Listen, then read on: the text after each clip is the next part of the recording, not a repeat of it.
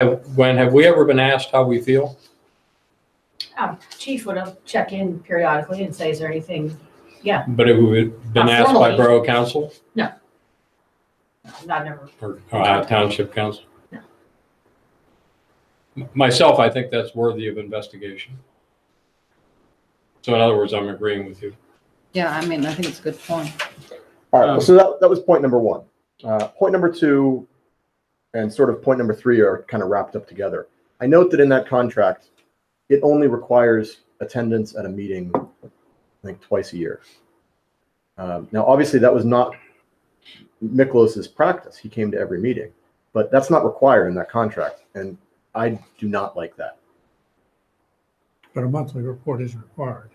Monthly report to the, yeah. To you. I think it's to her, right.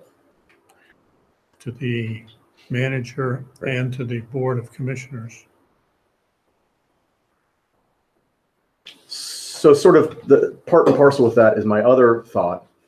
And again, I don't really know how to say this, but I have never really loved the amount of information that we get from Ohio Township. I was very frustrated at the time that we had that incident in the manor, that I found from our neighbors that there was an ongoing investigation about drug activity in the manor. I really felt as if we should have heard about that ahead of time. And Do you think it was a surveillance issue, though? They were kind of keeping it quiet because they were watching these folks? I think that there's, if that's the case, I mean, if it was an ongoing investigation and they wanted to keep it quiet, I think there's ways that they could have told us that in an executive session or in a confidential letter. I don't think that we should be hearing about that from our neighbors. And again, I think much of that goes back to the idea of, well, we're the police department. You've hired us to take care of this stuff. We're taking care of it. It's all under control, and that's fine. I do have a lot of respect for them, but you're asking for a business relationship rather than a contractual relationship, and I think that that's very more than appropriate. And I would make a suggestion that perhaps, since you have assigned me that responsibility, that you and I have a meeting. They know I'm coming. You and I have a meeting with them and bring these subjects up.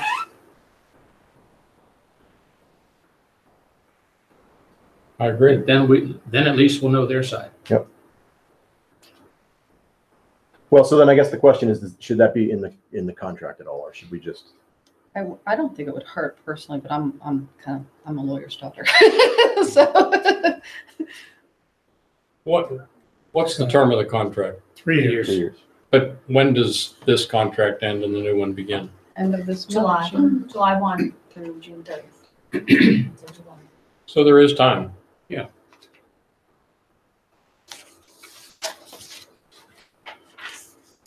It would not be a major. It'd be like a line item, a disclosure type of statement or briefing.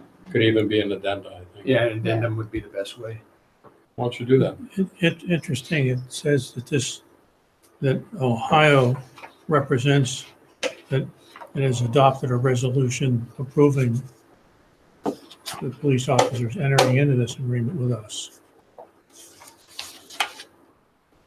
The agreement's with Ohio Township. It's not with the police department. Right.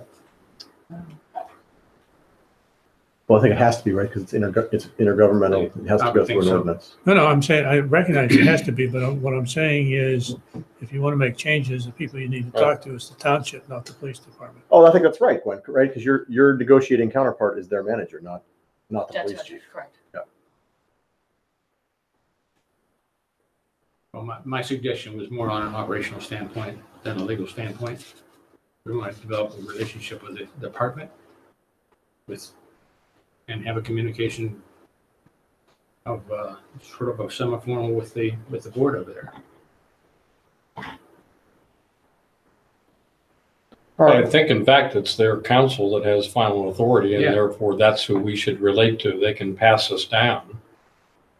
But like I said, if they review their police department's performance every 6 months, we would like to have some input and some output. Nothing wrong with that. All right, so what's the next step? You want us to set up a meeting?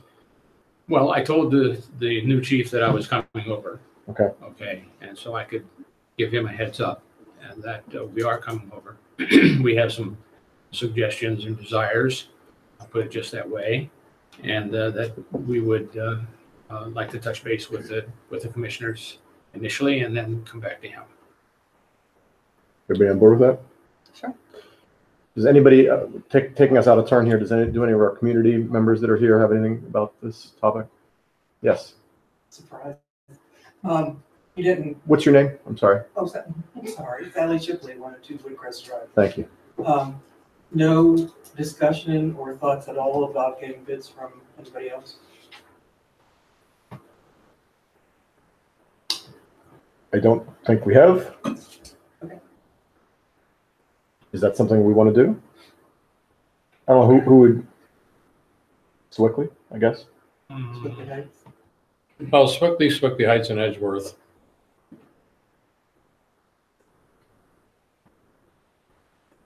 We don't touch Edgeworth. No, we don't.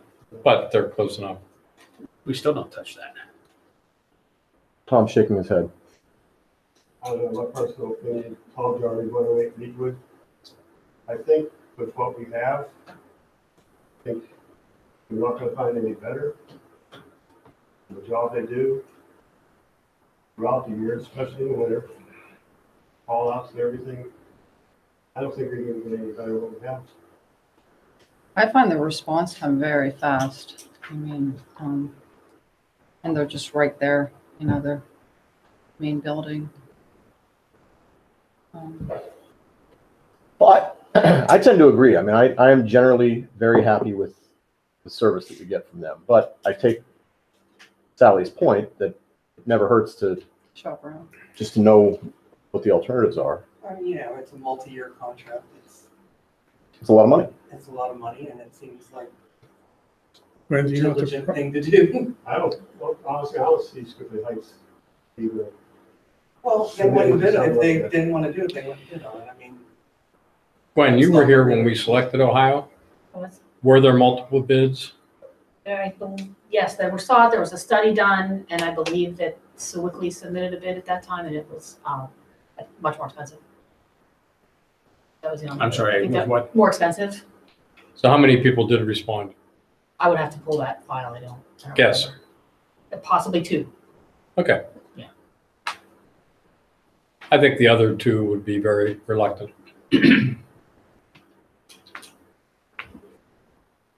We're fortunate to have with us tonight an expert in intergovernmental cooperation. Do you have any thoughts on this topic? Well, what I think you're circling around is the choice between contracted and regional policing. Yeah, right. And regional policing involves much greater responsibility for the participating communities in governance and operations and financing. More say, more responsibility. It's a double-edged sword. Contracting has plenty of pros. Regional policing has pros. I think probably what happened is that you all looked at those as part of that study that Gwen referenced a while ago. This is one of the most important and valuable public services. You opted to go with a successful program of your neighbors, and the tweaking of the relationship sounds normal, you know, especially during a transition with the chief and leadership there. I think, you know, if you're fostering that communication, all seems like a very productive intergovernmental relationship.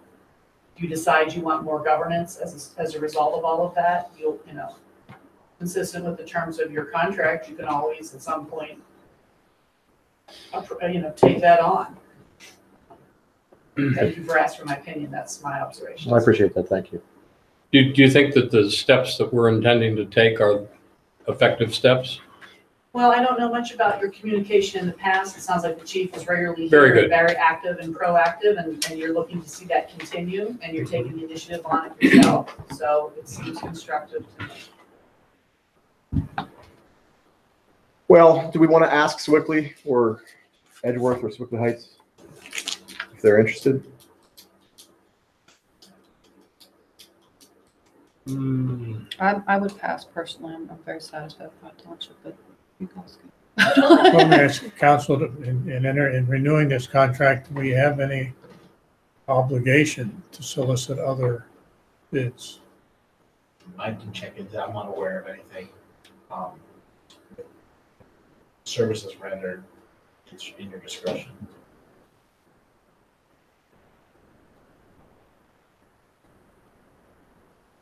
Well, I still come back to the point that, in my opinion, right now, I see nothing wrong with the contract. I see nothing wrong with the services. We do have a transition of leadership going on, and you never know what's going to come out of that. So I think this is the appropriate time to open up a direct communications channel and let the new man have the privilege of knowing what we would like to see and keep it at that level.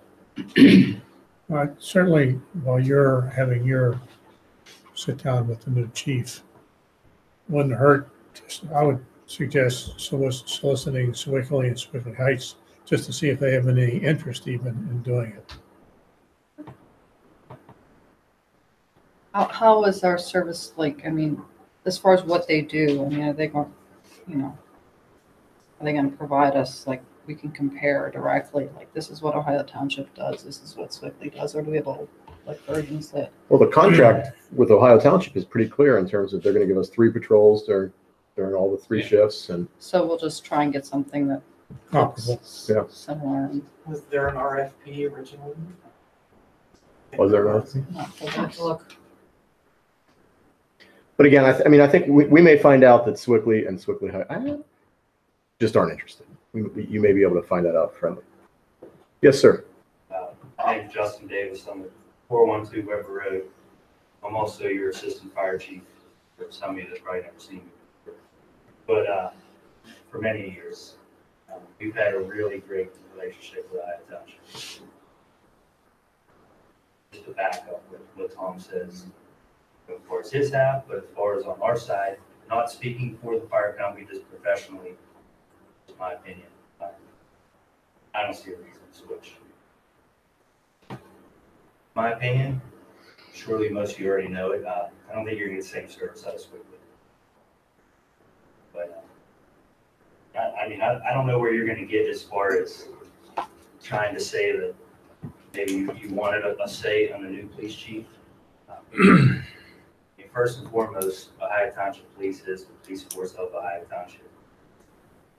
They pretty much elected the police chief. And we're contracted, just like Hillblock, Neville Island, who else they cover, Avalon, Ben Abbott, other communities like that. I don't know if they ever had, I highly doubt they had a say. I think it all relied upon township. But just speaking with the other officers, I think. Ohio Township is contracted to a number of municipalities. Yes. Yeah, I think it's 6. Susan, have there been regional discussions? By and large, across the Commonwealth, contractor relationships are much more prevalent than regional police forces. But you know of none within the Quaker Valley. Pardon me? You know of no previous regional discussions between Edgeworth, Sewickley, It's Sewickley all Heights? before my time. I would. I don't know of any. Yeah, and I would venture, if you're asking me how that emerged, is, there was a decision to not have a police department and then a discussion with what your options were. I don't think it was like purchasing in other realms where you wrote up a spec and then you walked it around, right? There was a decision, and then you built that contract based on what understanding you developed in that study to execute that. I think that makes it a little different than sort of stock purchasing of governmental commodities and services, because it is police. It's very different. Does that answer your question, George? Sorry. Yes. I'm sorry. Oh, you did say that they picked up their patrols, as we were saying. It used to be 1 car per shift. It is still 1 car per shift. Oh, 1 car per shift. Yeah. I know it would probably cost more to get out of it. Somebody told me that Neville Island has a deal that there is a car on the island the entire time. It's not allowed to leave. Yeah, that was when they started that. That's the construction. Which I don't think we need. I mean, I think that would be unnecessary and it would be. You also have a different geographic. It's long, and this one is sort of kind of square. Sort of kind of. My impression is this is just my impression. I have no basis for this. This is my impression is the level of training with Ohio Township police and their capabilities is maybe exceeds those other police forces. I'll use a personal example. I have a son who is autistic, and there's a program in the county for kids who wander where the police department are trained to provide these bracelets to the kids and track them. Swickley didn't adopt it, Edgeworth didn't adopt it, but Aleppo adopted it. I mean, Ohio Township adopted it. And so for my son, Ohio Township Police was able to come to my home, meet my son, take pictures of him, have them on file, and I don't understand why Swickley and Edgeworth didn't do that. It was available to any local police force. So I just feel like they're more on top of things, but that's just my own personal bias speaking. So Why don't we go ahead with the discussion with Ohio and see where it goes? Yeah, we'll find out what we have to find out. Then we can decide which way we want to go, if we want to go in any case. And it's not difficult to communicate with Swickley and Swickley Heights. Just to see if they have any initial interest in providing, sure. and what their capabilities are. And they were talking about the detective thing with Masonic and how they have, I don't know, what the detective capabilities are of Swickley and Edgeworth, but what they were saying is they have 2 detectives. One is a chief, so I don't know if they're going to have another one, but that's nice to know. So. Okay. Anybody else? All right, we'll do that. So we're taking no action, and we're anticipating no action next month on this. I'm sorry, next week on this. Right. Okay. So I can contact them or not? Yeah. Why don't we turn to Jacob Viola? This is not on the agenda. This is an addition. This is supposed to be here. This is on a sticky note. Jacob Viola is a middle schooler from Quaker Valley who is here to give us a presentation. Yeah, my name is Jacob Viola. My name is Jacob Viola, and I'm a sixth grader at Quaker Valley. Today, I'm here to discuss SPCC, which stands for Sustainable Pennsylvania Community Certification. I am here to ask you to join me in supporting this program. This program is a voluntary performance recognition to help municipalities achieve their sustainability goals, to save money, conserve resources, and encourage innovation. What I'm asking you is to answer the 131 questions to join. From there, with your support, others will grow in our certification process, starting with associate, bronze, and silver, gold, and finally platinum. In our local area, there are 2 associate members, 9 bronze, 31 silver, 35 gold, and 6 platinum. Currently, Aleppo is not part of this, but our neighbors like Swickley, Ambridge, Moon, Ohio Township, and many others are. I'm sure you guys already have handouts, but these are just other ones that I had.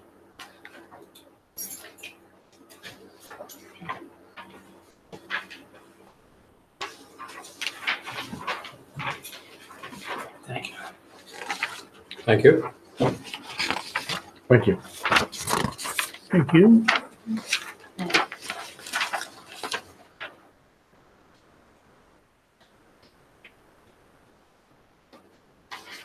I'm sure you have many questions that I have not answered. Your time is valuable, and I appreciate you taking the time to explore the site more, to join me in supporting SPCC. Thank you for your time, Glenn. Thank you for setting up this. Thank you. Thank you. Thank you very much. Very nice presentation. Thank you, Jacob.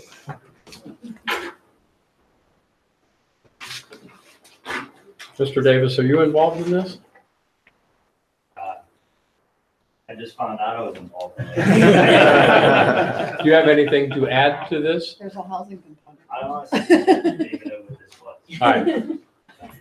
I can add a little. I met with Jacob, contacted me to see if I could meet with him to go over the program. So I met with him at the middle school, and we went over some of the basics of the program, and he covered it very nicely here. And what it is a long checklist of things that to see if we meet them. And I went through the list this afternoon, and we definitely, I think, can get the associate level right now. There's a lot to get to the platinum. I think that would be a really big stretch for us for now, but I think if I go through this checklist and I can work with Jacob to make sure that he can explain a couple of these things and I can show him our documentation, that we might be able to participate at the associate level and maybe even the bronze level very soon. You know who this organization is? Not too much. I'm learning it. I do. So this is first of all, Brian Woolrich is here. He's a sixth grade teacher, I'm assuming, young man, is that right? Brian is also one of your colleagues. Do you mind me telling you who you are as an elected official? I've revealed now. I asked after I did it. That's really bad form. But I'm thrilled to see Brian here because I worked with Brian at Local Government Academy on not only the newly elected officials course, but I'm also familiar with the sustainable certification as a way to engage in community-wide conversations about how well we are preparing for the future and our next generation. It's thrilling to see a young man here to come and encourage you to do this. It's even more encouraging to hear Gwen say you've already got associate, maybe bronze. Maybe, yeah. But from whom does the certification come? So the certification is a joint project with the Pennsylvania Municipal League. It was originally developed by Sustainable Pittsburgh, but was very successful and popular and is statewide. Okay. One other thing, if I could say about that, it is a criteria in statewide funding. So one of the things when you fill out the application for Department of Community and Economic Development grant applications, it asks you about your performance on this standard. So it delivers, real bottom line benefits to communities. And just as a COG director, I would be very proud if one more of our towns had this designation. So it's a very nice message to the rest of the world that our communities are forward thinking. Is there any funding to help communities support this? So most, again, I don't speak for you, but at LGA, the LGA interns always assist with this when they're placed at a municipality. I don't know that there's no requirement to implement it per se, right? You fill out the list. If you want to level up to the next, I think maybe then you need to look at whether or not there's tasks you need to perform that would require funding. But it's really, as Gwen has described, a checklist, especially at the get-go. And I'm not going to talk any more about it. Jacob, you're the expert. Take it from there.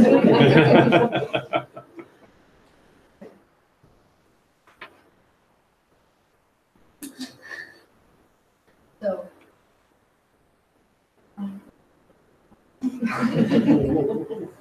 He's a little nervous. I think that I could go through the checklist again and mark off the things that I'm pretty confident that we do meet. And then I'll give that list to you, Jacob, and then you can look it over and then kind of do the calculations and see where we fall as far as the compliance. And then when some of the stuff has to be on our website, so once we figure out what things would be on the website, I'll give you that list to look over and you can then check our website and make sure that we have it. How about that? Gwen, some of these items apply to our comprehensive plan. We could kind of look at, see if any of these can be reviewed during that process. On the back end, just to assure, I'll be checking in with Jacob and going through this process. On my council hat, I've gone through this 3 times in the municipality that I work in and where I live in Millvale. So we took an early stab just to go through it and see what we were already doing and found that we qualified at a lower level and have gone on to re-up it different times when we're doing different projects around the community. So what's nice is this first pass through will be a really great opportunity for a young man here who, to build some leadership and working with Gwen at the same time. It gives you a little bit of an idea of If you want to think how to work on some other projects, it gives you a list of maybe some ideas for the future to look at and see what makes sense, what doesn't make sense. But it has helped us out with some DCED funding over the years and some other funding opportunities if we pursue those opportunities. Aside from Sustainable Pittsburgh, were there any other local organizations involved With the creation of this? the creation of that, I know through through the Boroughs Association, we had some conversation with them kind of before. Where I'm at is we're in a borough, and I know we did some piloting when they created the criteria, and they said, sat down with the borough manager and we talked through with some of the folks at Sustainable Pittsburgh and what makes sense here, what doesn't make sense.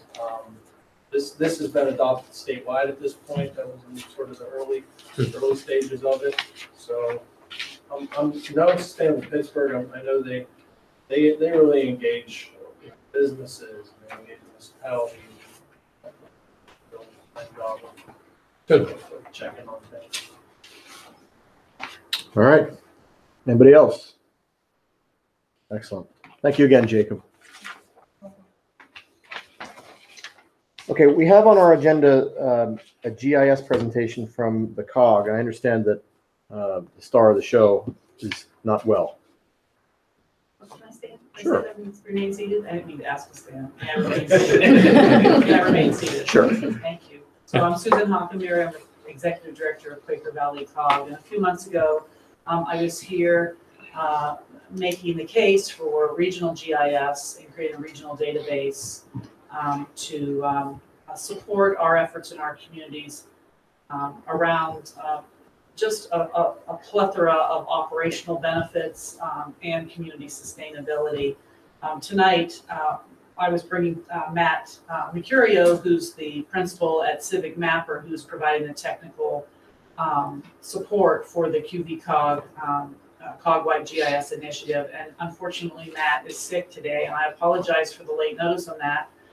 Just to connect it back to the 6th grade, my son graduated from Syracuse University just this last weekend, and I swear he was just in 6th grade. So I apologize, I was traveling today and did not get the message from Matt until about 2 o'clock this afternoon.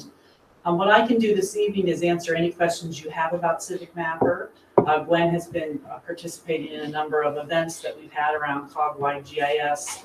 And I can also tell you about some of the things that Civic Mapper has worked with the municipalities that are participating in this program to give you a sense of the kind of technical support that we are utilizing them for, if that's helpful. I have a quickie. I talked to Gwen about this a little bit. One of the first things we might look at is the depth of the organization that's providing the services.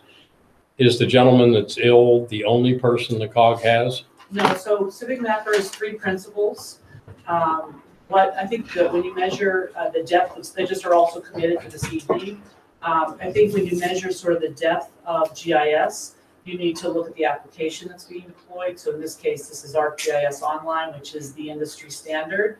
You also need to look at the capabilities of the host organization to plug and play the various expertise that we need for different roles.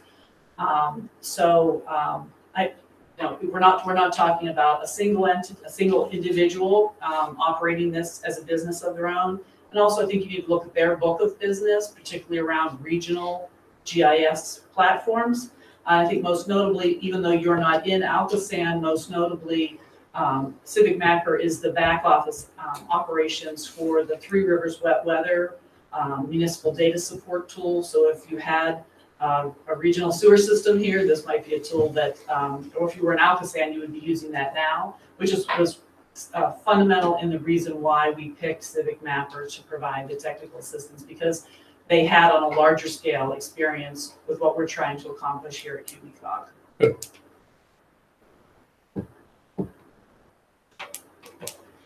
One of the things I thought I'd do is if you had any specific questions, I would gather that information tonight and I could get back to you with that. So Aleppo, we would be able to generate our own maps and add our own, mapping, whatever layers we want and components to that, whatever data we want to add to it. That's right, so through- there'd be a QV-cog base map that would provide parcels and some other features that then you could add your own Aleppo-only information to with support through the COG and through Civic Mapper. But also you would be able to avail yourself to any feature development that is produced COG-wide. So a number of things that we're working on right now is one that supports Pennsylvania one call response. We're also working with Bellevue and Emsworth on a parcel, well, basically an interface that you could buy the parcel by parcel. You can click on that and get information about that parcel and building and zoning and code enforcement information. One of the things we talked about is the connectivity between ArcGIS Online and other cloud-based applications so that you can access information, particularly parcel information, historical information, through that same interface. So I know you have an interest in legacy data here. One of the things we're interested in exploring is the ability to identify through lot and block, since it is a consistent tagging system for information, the ability to access archive information that you might have parcel-based through an interface that involves the map. Go to the map, click on that, and see that open up. So. Gwen, was the comparison chart available to everybody? Did you get any comments? No. Could you, for my benefit, state your opinion? Sure, I did a comparison chart. We've had two main proposals. We've had the COG proposal, and then we had one directly from our engineers, HRG. And so I made a quick chart that compared the different deliverables, the training, the data collection, the costs, and pros and cons, and then I had a recommendation at the bottom. And my recommendation is that we go with the COG proposal right now. I did go to a training session with the mapper who's unable to be here, and I was comfortable that I was going to be able to learn from him because I think this is newer to me. So I wanted to be comfortable that it was somebody that I could learn from and would easily understand my questions. So I felt I got that comfort level with him in the first training that I went to. And this is our first year, and we're not sure how much we're going to use it in the first year. It's definitely going to be something that we grow into. So I think that based on what we can get and the cost and the support, I think that this proposal is the better one for right now. We can always change in the future, but I think this is a good introduction to the system.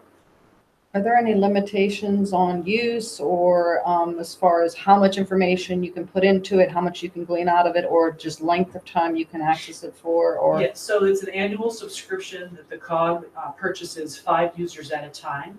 And there are limitations to that in terms of the amount of information that could be out there.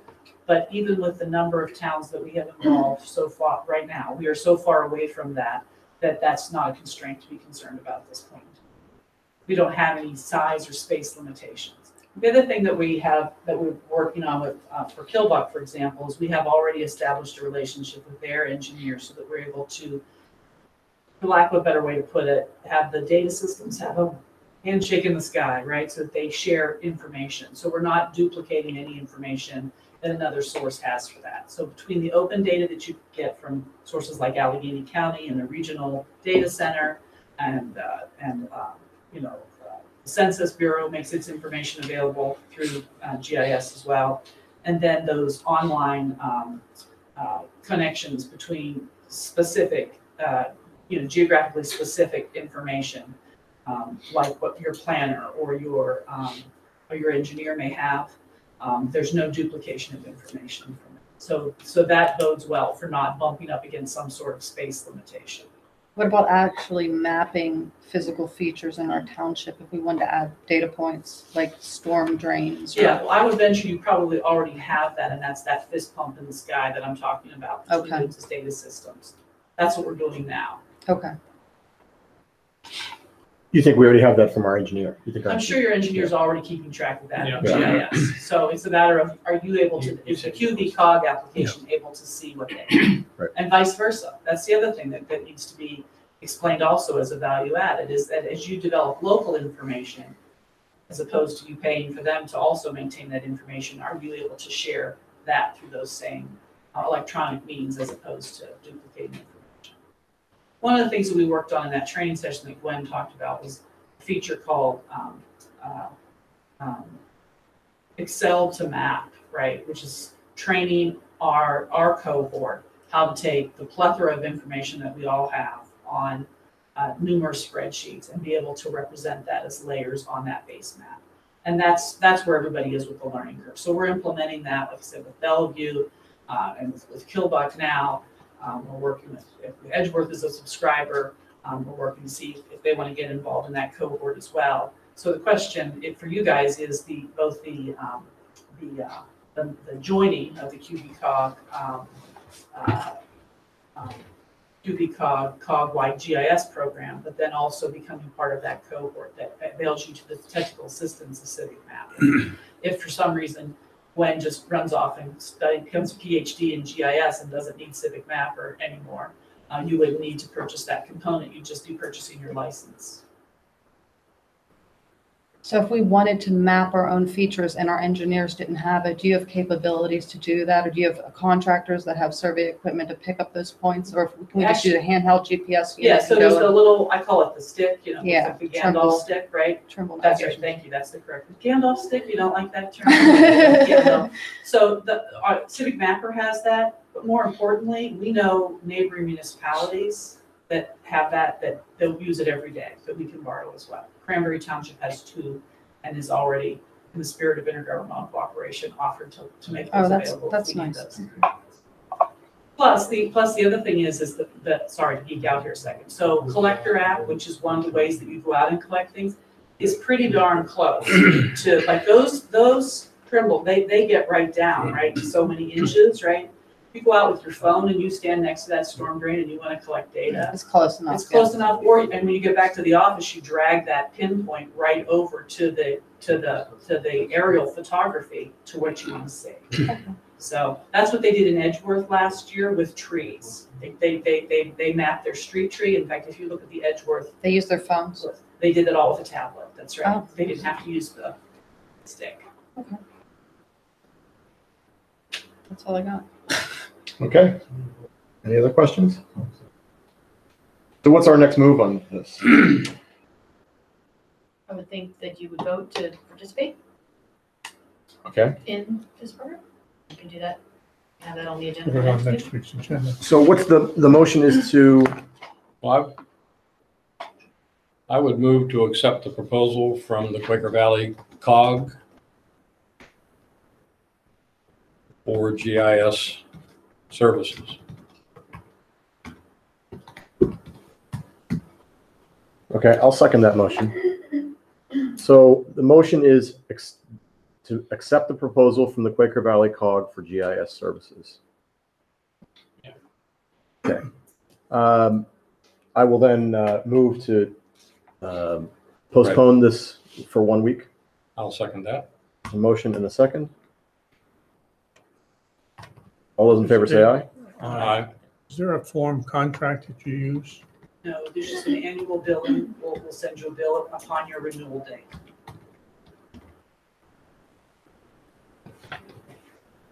All right.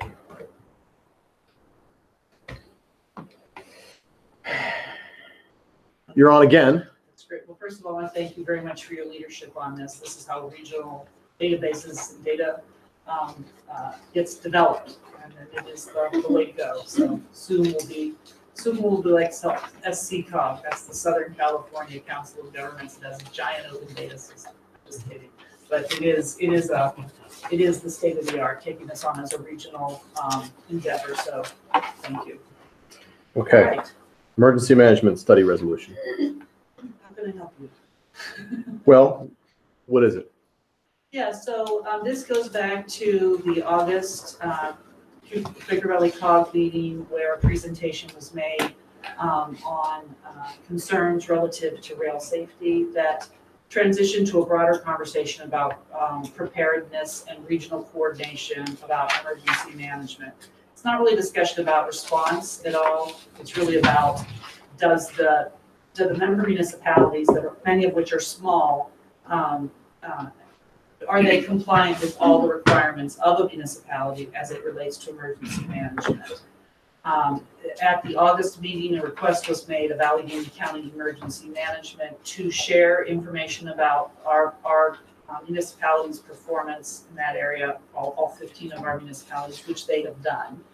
And there are, there's varying degrees of some places all the boxes are checked, some are just a few. It's more efficient to do a study of that regionally for the county, which has said that they would do that if we would like to have a study. But before we proceed with that, we want to make sure we know what the geography is of the study area, not just sort of do it for just doing its sake. And so the resolution that you're being asked to adopt is to indicate that you'd like to participate in the study. You don't need to adopt a resolution if you don't want to participate in the study. You just don't have to do anything. It's just, again, try to have clear and better communication about what the COG is doing and what intergovernmental cooperation initiatives as a region we are taking on. And the best way to do that is to ask for the boards to express their desires and their decisions through a resolution. So this is a resolution to participate in the study performed by Allegheny County. Is Ms. Haluka aware of this? She is. I talked to her about it. I went to her. You'll see that in this audit, we noticed, and there were a couple other member municipalities who said there were a few things missing here and there. She did go to the training, and I have copies of her training attendance certificates, and we did adopt NIMS. Maybe that resolution never made it to the county. So 2 of our things that are listed as no on here, we actually have completed. But will this obligate her to more time? It will not obligate her to any more time at this point, maybe than answering a few questions as part of the study. It's not obligating her to take on any more roles. And is there any time or money obligation for us? No, Allegheny County does all the work.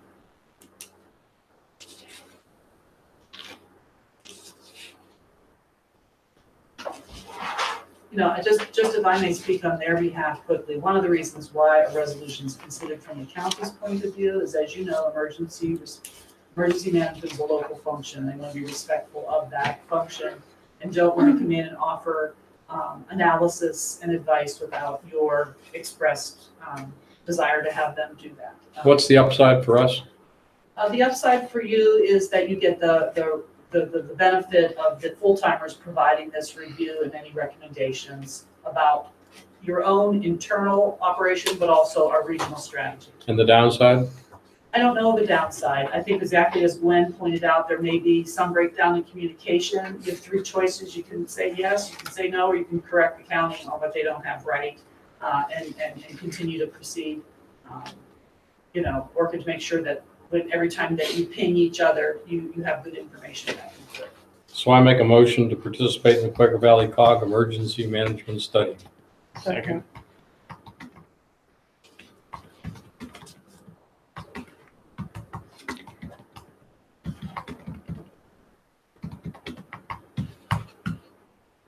Okay, so the motion with the second is to participate in the Quaker Valley COG Emergency Management Study. Okay, is there any further discussion on that? There was a model resolution that I provided you. If you edit that however you'd like, but that's our suggestion. So I'll have that edited with our information for next week. Yeah, I'll put in so you'll have the actual resolution to vote on next week. Okay, well, that's not the motion. The motion is not, the motion Is to participate. is to participate. Yes. So what do you want your motion to be? To approve a resolution to Okay, participate in the Quaker Valley COG Emergency Management Study. Is that all right, Susan? That's correct, yes. Adopt the resolution, that's right. all right, so the motion is now, the motion to approve a resolution to participate. That's better. Whatever your language is. I like it. Adopt. Motion to adopt a resolution to participate in the Quaker Valley Council of Government Emergency Management Study. We all good with that? Yep. Okay, I will make a motion to postpone this for 1 week. Second. Motion and a second. All those in favor say aye. Aye. Any opposed say no. All right, that motion carries. Thank you. All right. Anything else? Nothing else. All right, thank you. Thank you. We'll let you know what that study geography looks like later this year. Thank you, thank you. Thank you. Thank you, Susan. Congratulations, by the way. Oh, yes, thank you. Congratulations, that's a big deal. It's a big deal. Thank you, Gwen. Your keys. Thanks, everybody. Good night. Good night. Okay, Aleppo Township Authority Board vacancy. We have two applications. We have one of the applicants is here tonight. Mr. Glenn Bagley is here to introduce himself to the board and to answer any questions you may have about his interest in the vacancy. Hello? Hi. My name's Glenn Bagley.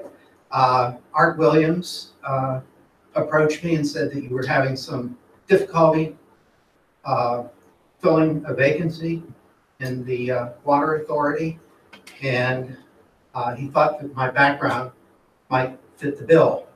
I'm a Carnegie Tech, Carnegie Mellon now, graduate in chemical engineering, and a Beta Gamma Sigma graduate from Duquesne with an MBA. And my background is basically combustion, and I also have some experience in environmental control, and I worked for J&L here at Aleppo for a lot of years as the manager of energy and environmental control. And within that responsibility, I had some industrial water experience. I did work, or at least my group worked with the Aleppo Water Authority. But all of my experience is pretty much out of date, to tell you. And the other 20 years that I worked for an outfit called Bloom Engineering, and we were pretty much combustion oriented, environmentally combustion oriented. And I told Art, sure, I would be willing to fill this vacancy because I'm also from Masonic Village. And I think that we owe something to the community. The Aleppo people, the Aleppo Township is they treat us well. And if I can contribute something, I'm willing to contribute. But if there's somebody else that has more experience than I do, I would not be offended if you guys chose that person. So, What is your financial capacity, budgets? Financial oversight. I was the treasurer of the Engineers Society of Western Pennsylvania for a number of years. I shepherded us through moving from the William Penn and buying the current building that we have on 4th Avenue. And within my experience at J&L, I was responsible for a whole department's. And Commissioner Dara, do we have a formal second opening? Not yet. Are you aware, Commissioner Williams, of a? I know that someone's interested, but No, a second opening on the board. no, not at this time. Likely by the end of the year, early next year, we'll have an opening. Quite frankly, I think we have 2 candidates for 2 open positions by the end of the year. Okay, well, Good. I'm willing to do it, and as I said, if there's somebody else that wants to do it, more power to them. I think what I'm saying is we're going to need 2. Yeah. So don't run away. I've also had Glenn sit down with John Seifert for a cup of coffee. I introduced him, then I left, so I really don't know what the content of that conversation was, but it seemed to go well. I guess he didn't scare you off. Oh, no, he told me more about sewers than I wanted to know, but yeah. Well, that's a lot of what the authority has to deal with is the sewers. All right, thank you, Mr. Bagley. You're welcome. All right, next on old business is Sewickley Memorial Day donation. I guess I can take this. So the background here is that we got a letter from Mayor Jaffe from Sewickley asking for a contribution to the Memorial Day Fund. We've donated historically. Up until last year, we had donated $50. Last year, we increased our donation. And when we talked about this last month, I volunteered to speak to Mayor Jaffe and get a sense of what they were looking for and whether they wanted more from us or what they wanted. So I did. I met with Mayor Jaffe a couple weeks ago. He told me something that I did not appreciate, which was that the Memorial Day parade is not put on by the borough of Sewickley. That's an independent entity that puts that together. He sits on the board of that, but he does that basically in an individual capacity, not in his capacity as the mayor of Sewickley. Their budget for the entire parade is $25,000. It's mostly contributed by corporate donations, although they do get donations from basically all the municipalities. He said that the amounts run the gamut. Some are much less than us, and some are much more than us. So I said, well, I mean, if we were in the neighborhood of $300 or $350, would you be welcome to that? He said, well, of course I'd be welcome to that. You know, he wasn't going to come out and tell me this is what we want. And I said, well, how about would you be interested in us trying to make a contribution of something other than money? Would you be interested if we volunteered? Would you be interested if we volunteered public works time? And he said, not really. I mean, not really. So I said, well, how about my time? I mean, how about if I were to volunteer to help you organize things, and wasn't really interested in that. So really, Well, that means who is this third party that actually does the work to put this on? The Sewickley Memorial Day Committee. Where are they in the fundraising? Like, how close are they to the 25? Oh, he said they get there every year. He said he'll get there. It sounds to me as if, I don't want to speak out of turn, but it sounds to me as if they get there every year. I think we maintain where we are. Okay. Which was where? 250. Okay. So I hear you making a motion. Second. I move that we contribute $250 to the Sewickley Memorial Day Fund.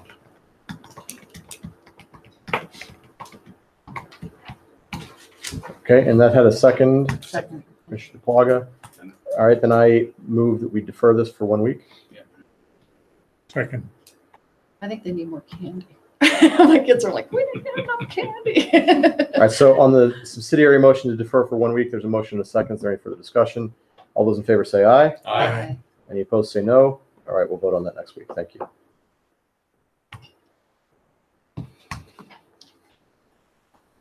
Okay, updates to the meeting room. I'll take this one as well. You may recall that this was one of our goals for 2018. The idea starts from this rat's nest and trying to get the computers up before and after every meeting. So the goal, and then it kind of spirals out from there. So the goal is that we're going to buy a credenza that will have a locking door on it that lets us take all this stuff and put it in there. So it just needs to be pulled out, and we can dress the wires a little bit. And then part and parcel with that, we are planning on repainting. We're going to paint this room. The plan is sort of a butterscotch. We're going to take the bulletin boards. That bulletin board we're going to split in half, and we're going to put a whiteboard up on one half of it and keep the other bulletin board there. which probably will be more useful for meetings that Gwen and I have in here. But put a whiteboard up. The plan is to take, what's his name? Mr. Ferry? Mr. Ferry. Off. Nobody knows who Mr. Ferry is. Does anybody know? Do you know who Mr. Ferry is? That Mr. Ferry? Justin? No? Yeah. I don't know, my dad wrote this. So we're going to take Mr. Ferry down. I think we're going to move him over to that wall back there. And over here, we were going to put, when we took our group picture last week, we're going to put a group picture of the Board of Commissioners up here that will rotate every 2 years. And then on that back wall, we're going to try to start keeping pictures of the boards from years past. We're going to put a sign with our new logo behind this wall. Look good. I have a suggestion. Yes, sir. One of the important aspects that I think we've improved is our speaker system. And I would suggest that perhaps you look into or consider a drop mic in that area down there. Well, one other thing, I guess I flew over this. We're going to get a different podium, and we're going to set up sort of a speaking station at the corner here, at the corner of this desk. So there's going to be a new camera on that wall over there that will shoot at that speaking station. And that speaking station will have a dedicated microphone. All right, good. So it'll encourage people to get up there and be on a microphone. And they won't have their back to the audience. And they won't have their back to the audience. And, because a lot of people in the audience have very soft voices. Yep. And they need some pickup. Good. Yep. So again, I don't think we need a motion on this, right, Gwen? Because it's all in the budget. We Sounds nice, though. this. What's that? Sounds nice, though. Yep. So we're planning on moving ahead with that. By the way, I want to make a comment on the website. I think that it is a superb job. Oh, thank you. It is very intuitive, which is one of my bugaboos about websites. People getting into them and getting lost and knowing have no idea how to get back. Yeah. It does not. There's lots of avenues back. So it's very, very well thought out. I appreciate that. And otherwise. Thank you.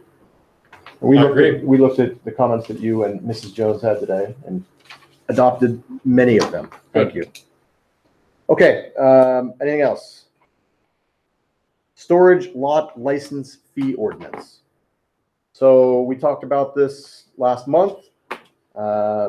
We proposed increasing the fee to get a license for a storage lot. And Harlan, but I suspect that means Chris, drafted a nice resolution for us. Harlan actually did. Well, So I won't blame you. I feel bad. We need to increase the fee more than.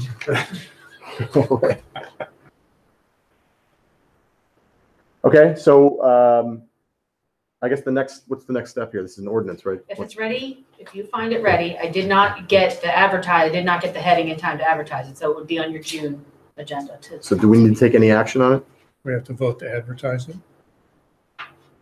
You can if you want. In the past, and we haven't always done that. You just authorized it and I just advertised it and then you adopt it or not, but Okay. yeah. So You don't have to, don't. You No, ready for me I to agree with that. advertise it? Yeah, I don't need a motion. I'll just advertise it. Okay. Okay. Do Great. it. But it has to be advertised? Yes, absolutely. Fine. Yes, it's an ordinance. All right. Any other old business? Turning then to new business. Glenfield Borough salt storage request. I mean, this is, Again? that's different. I thought it was Osborne. What you got last time was Osborne. What we got last time was Osborne, and that should sort of loop back up. This is Glenfield now, and my gathering, and correct me if I'm not getting this quite right, but my understanding is that Sewickley was housing both of these two, and Sewickley Hills, and Sewickley has Decline Stop to that. continue that service. so Glenfield and Osborne are both looking for a host for their salt, which is why we're getting the same request from Glenfield and Osborne. And when Glenfield reached out to me, I said, well, this has already come up with Osborne, and the board did not seem to want to take any action on it, so I don't know why the result would be any different with Glenfield, but I'll bring it up. In the meantime, we brought it up And in the meantime, Gwen and I had lunch with the mayor of Osborne, the president of the Osborne Borough Council, and the Osborne secretary. Just we're making an effort to go meet with all our neighbors. And so that they were next on the list, and we had lunch with them.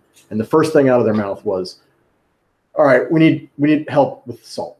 So if you can't agree to store the salt for us, which is what they had asked for last time, do you have any property in Aleppo that we could rent, that we could lease to build a salt shed? Or can we think of anything creative to help us find some place to store our salt? And we said, listen, we'll take it back. Glenfield already wants us to talk about it again. We'll take it back and we'll bring it up. But frankly, I wouldn't hold my breath if I were you. Again, the board never seemed very interested in doing anything with that. So, well, you've now broadened it so you have what I call a structural problem. It's not going to go away. It will remain there because they're living with it. So I would suggest that perhaps we take a more serious look at trying to solve this for them, because it will just do us better. We'll eat up our capacity, expand that. So that's my feeling on it.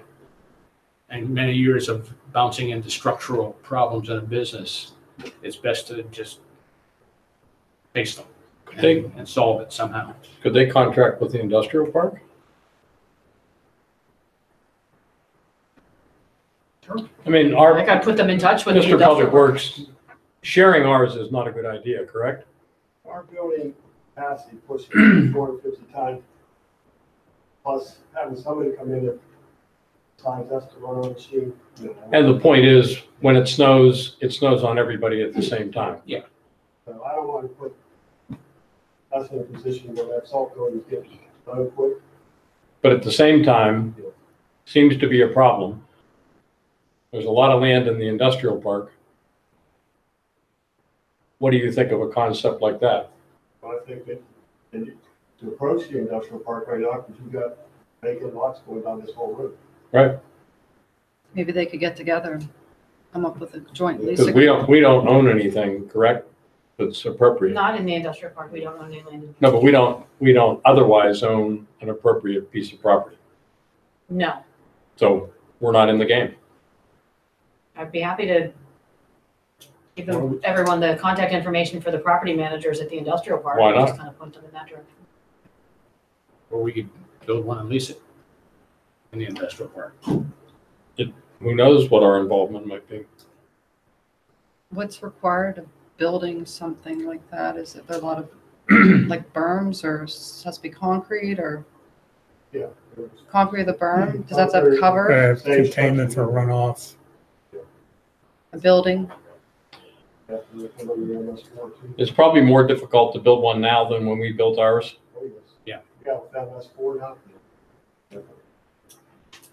But I think the bottom line is it would interfere with our operation, number one. Yep. And number two, Aleppo Township does not own any appropriate property. And the siting of our building does not allow for expansion. Correct. Okay, so why don't you reach out to both Osborne and Glenfield, please, and tell them that. And maybe pass along the idea of the industrial park if they're looking for.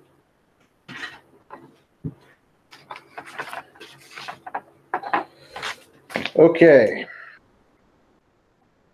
Sewer project easement settlements. What is that?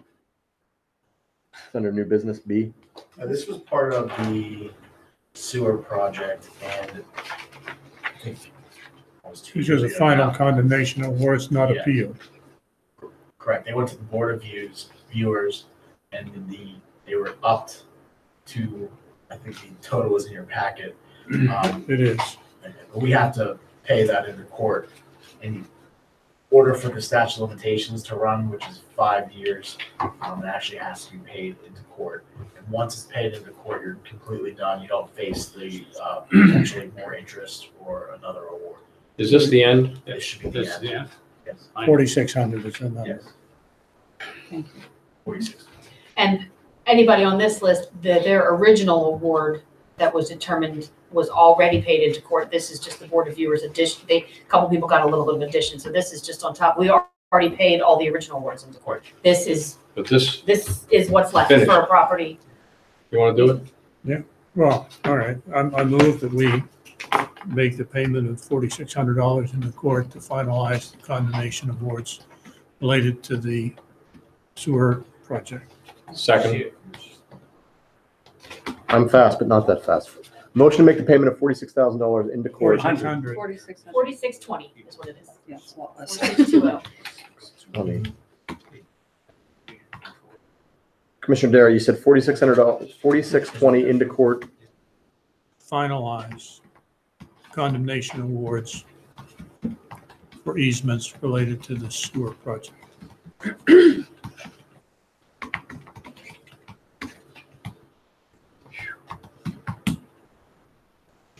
Okay, so there is a motion, and did I hear a second on that? Right here.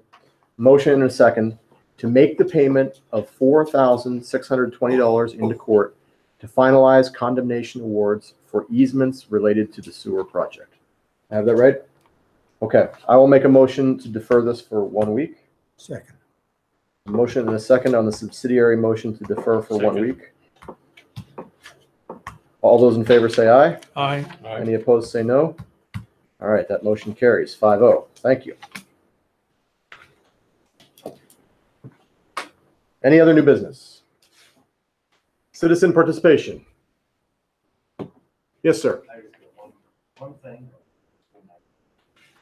But I don't know if the board's been aware, but Columbia Gas is petitioning the residents on Weber Road about running natural gas from, I'd assume Vecchio Drive, where it drops out of the main and runs the fire station. From Vecchio up Weber past me. And I'm assuming probably to the townhomes. But I don't quite recall the right of way of Weber Road, because it's a narrow road to begin with. But you already have water on one side and gas on the other. I mean sewer on the other. The sewer on my side, gas on this side. I'm assuming that probably, if it does, they get interest in gas, it's gonna run, they're gonna want to pick up the road. I don't know what their plans are. I know this guy's participating. If there's no gas, I don't know if anything. There is no natural gas on Weber Road whatsoever. All those homes are either oil or electric. So I just received a letter. I don't know, did you get one? He's on, well, technically, but yeah, everybody on Weber Road from Vecchio. And I don't know if anybody on Parkway or anything got it. Just call Weber. Did you get something in writing from Columbia Gas? Is it something you could share with us? Yeah. I just know, like, they're pulling the board pretty much, trying to see. I don't know if there's plans to do anything with Weber Road, I guess. I mean, if this progresses, I mean, that's something to go contact the municipality with as far as what your requirements are. If you have anything in writing per your ordinance stating when you dig up a road, it gets put back to the state specs. Because there isn't much to Weber Road to begin with. So that's one thing I want to just get your interest in as far as, I don't know if there's an ordinance yet or not, but technically if they come through and do that, they just gotta put back what's there. Unless you go by what state spec is, or you have your own ordinance as far as road regas. Like I said, there isn't much basin to that road. It was an old tar road. It got over. Maybe you'll end up with a nice new road. Yes, a little you have the ordinance that backs that up. About 10 years ago, there was conversation about a street opening ordinance and it went back and forth and it never got finalized. So I have an old file on a potential street opening ordinance. So I'd be happy to pull that out, see what's in it, get it to Harlan and see if we can just do something. I'm just bringing that up only because water is on one side and the sewer pressurized main is on the other. But who knows where they'd like to put the gas. But if their plans are to take it to the townhomes, I'd assume Orange. So that may end up in the street or curbside somewhere along that.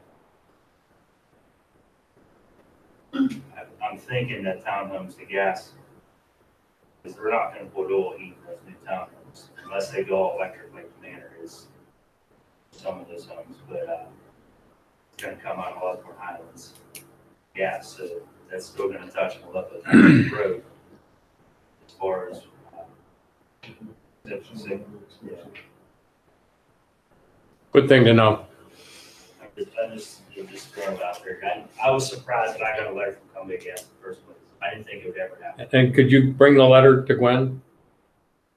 Yeah, I didn't get anything like that, so yeah.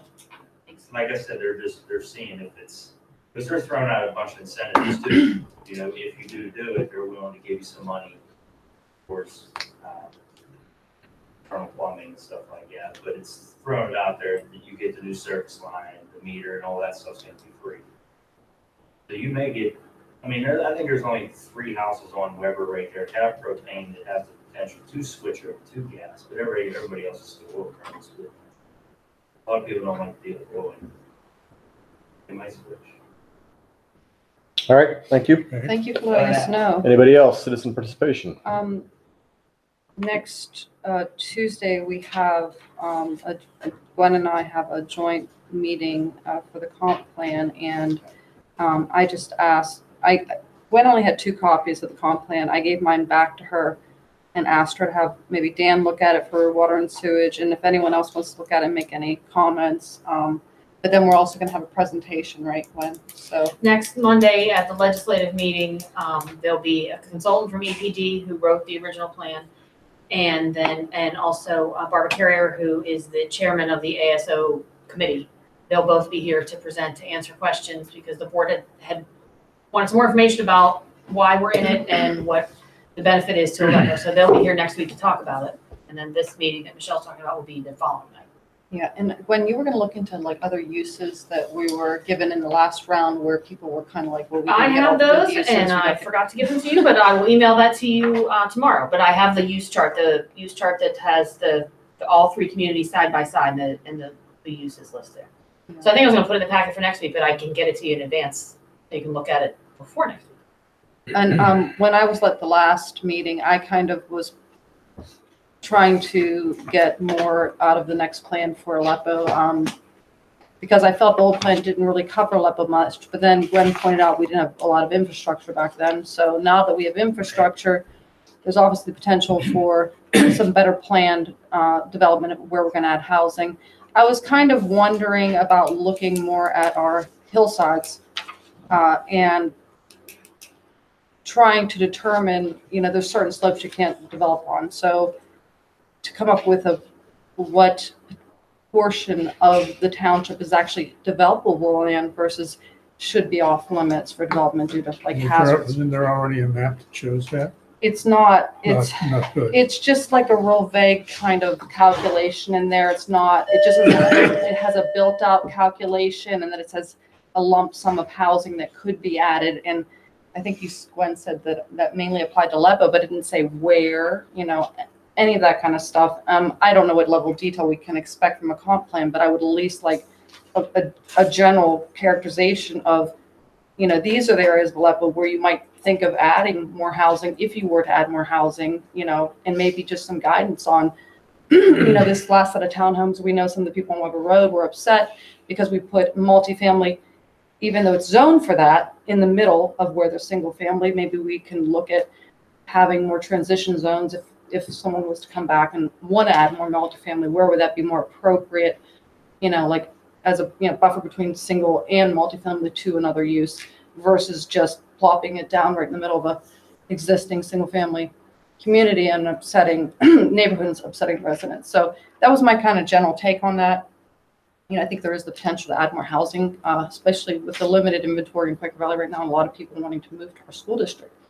Now we're coming to a point where there's not a lot of inventory. Housing prices are, rising, and I just feel like it would be nice to remain more inclusive to future residents or existing residents who are just moving up generationally, or people that are retiring and want to downsize.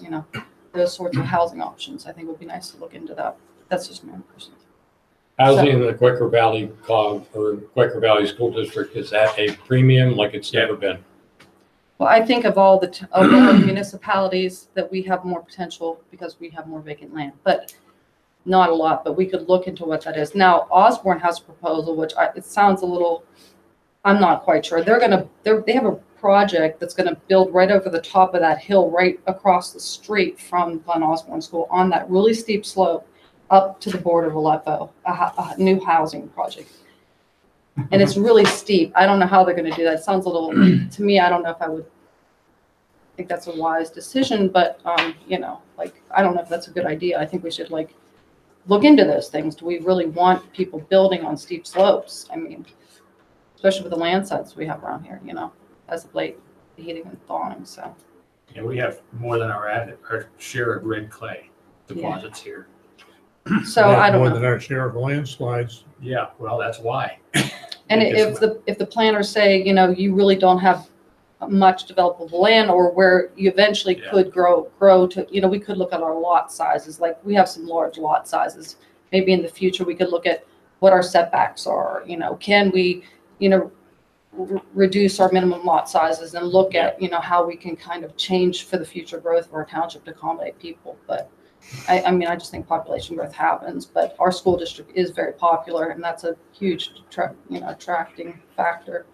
And now we have currently escalating housing costs. Of course, the market could change, but that's the way I'm looking at it. Good. Anyway. Great. Well, thank you. You're welcome. Okay. Anybody else listening to participation? Once, twice. We're adjourned. Thank you all. Thank you.